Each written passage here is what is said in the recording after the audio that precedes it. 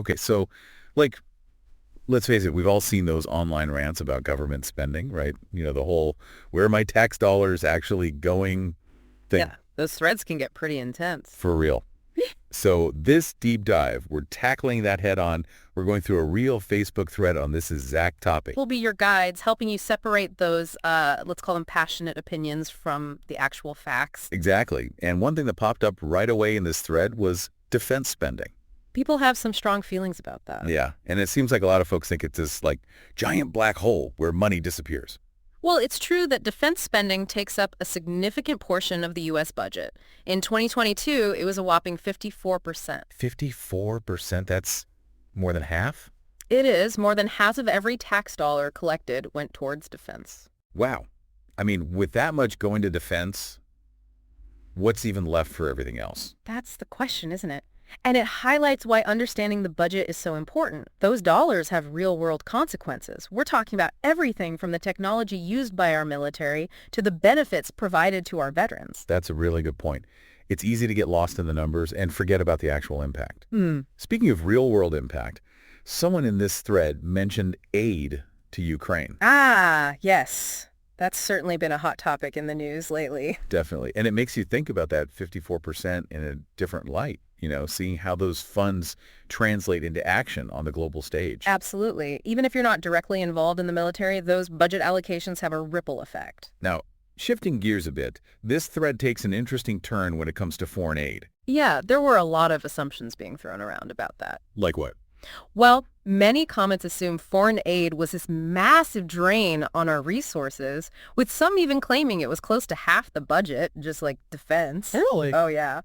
But the reality is quite different. Foreign aid actually makes up about 1% of U.S. spending. 1%? Seriously? Yeah. That's way lower than I think most people would guess. Exactly. And this is why we're here to unpack those misconceptions. And, this Facebook thread actually provides a perfect example of how foreign aid can be misunderstood. Oh? How so? Well, someone mentioned the U.S. sending $25 million to Pakistan to promote women's rights. Right. I think I remember seeing that. Yeah. Now, this might seem like a small detail, but it allows us to highlight something really important. Foreign aid isn't just one big thing. There are different types. So you've got your military aid, which is about supporting the defense capabilities of our allies. And then there's development assistance, which is more about improving things like education, healthcare, and in this case, women's rights. So it's not just about, like, sending tanks and weapons overseas. Exactly. It's a much more nuanced picture than many people realize. Makes sense. But knowing these online debates, I'm guessing the thread didn't stop at just, like, defining foreign aid, right? You know these threads. It went to the next level, asking, does this aid actually benefit the U.S.? That's a question I bet a lot of people have. Yeah. So what's the answer? Well, the answer is it's complicated. And to be fair and objective, we're not here to give a definitive answer on that. Fair enough. But we can give you some things to think about. One perspective you often hear is that foreign aid, especially that development assistance we talked about, can actually be a strategic investment for the U.S. What do you mean? Well, think of it this way. Sometimes it's more cost-effective to help a region become stable and prosperous, maybe through economic development or humanitarian aid, than it is to send in troops later on if things get really bad. So it's like taking a proactive approach instead of a reactive one. Exactly. And that's just one example of how even a seemingly simple question about government spending can lead to a much bigger, more complex conversation. Right. Sometimes it's better to get ahead of the problem. But let's shift gears here a bit and talk about social programs in the U.S. because that's where this Facebook thread, it really got heated. Yeah, social programs always get people fired up. It's fascinating, actually. Oh, sure. One comment in this thread snowballed into this whole big debate. Someone pointed out that 48% of Americans don't pay federal income tax. Oh, yeah. I saw that comment. And, well, you can imagine how that went down. Yeah, you could practically see the virtual fireworks. But, it made me think about the bigger picture when it comes to government spending. Like, who's actually responsible for funding all of this? It's a fundamental question, isn't it? And it's something people feel really strongly about. It's not just about who benefits from these programs. And let's face it, a lot of Americans rely on them, whether it's Social Security, Medicare, or even public education. It's more about the underlying philosophy. Who should be responsible for footing the bill? Exactly.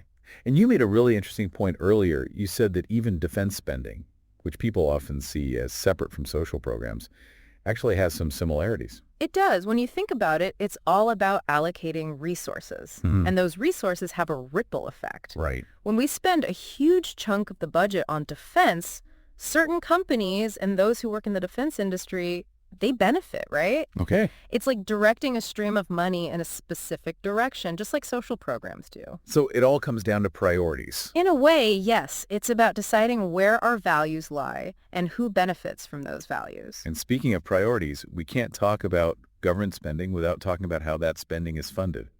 Taxes. Right. Taxes. Always Yeah. a fun topic. Right. Someone in the thread was a big advocate for a flat tax, like a flat 10% for everyone.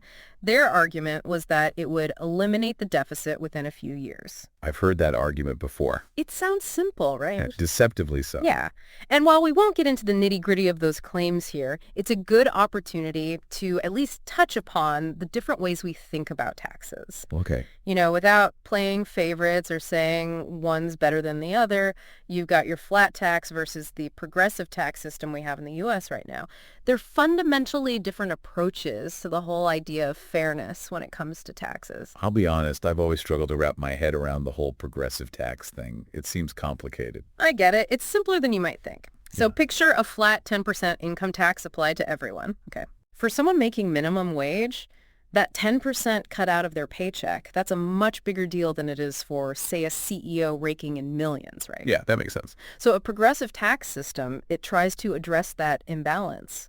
As you earn more, the percentage of your income you pay in taxes, that goes up too. So it's about sharing the load based on what you can afford to contribute. Exactly. And that's why these tax discussions, they get so heated.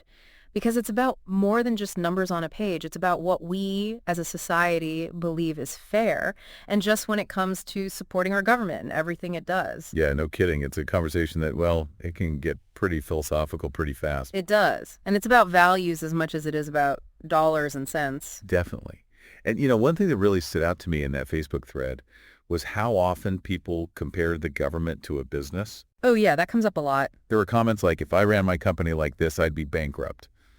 That kind of thing. It's a common comparison, but it makes you wonder, is it really a fair one? And that's something for you listening out there to think about. I like that. Leave them with something to chew on. Right. Because the government, it's not like a company that's trying to make a profit. Right. Totally different goals. The government's purpose, it's about serving the citizens, protecting us, providing for our well-being. It's all right there in the Constitution. It's a much bigger, more complex mission than just trying to make as much money as possible. Exactly. We're talking about balancing the needs and sometimes even the wants of hundreds of millions of people, all while trying to keep the budget in check. It's a tough job. For sure. So I guess what I'm taking away from this deep dive is that there's no easy answer when it comes to government spending. Nope, no easy answers. If anything, this whole wild ride through Facebook comments just proves that these issues, they're never black and white. It's all shades of gray. Exactly. And it requires all of us to really think critically, to look at the nuances and to form our own opinions based on, more than just a catchy headline or a viral meme. Couldn't agree more. We're not here to tell you what to think, just to give you the information you need to think for yourselves. Exactly. It's about arming yourself with knowledge. Then you can decide what's important to you and make your voice heard. Because ultimately, every dollar the government spends, that's a choice. And understanding those choices, that's how we start to shape a better future. Well said. So the next time you see one of those passionate debates about government spending online, just remember what we talked about today. Take a deep breath, think critically, and don't be afraid to dig a little deeper. You might be surprised by what you find.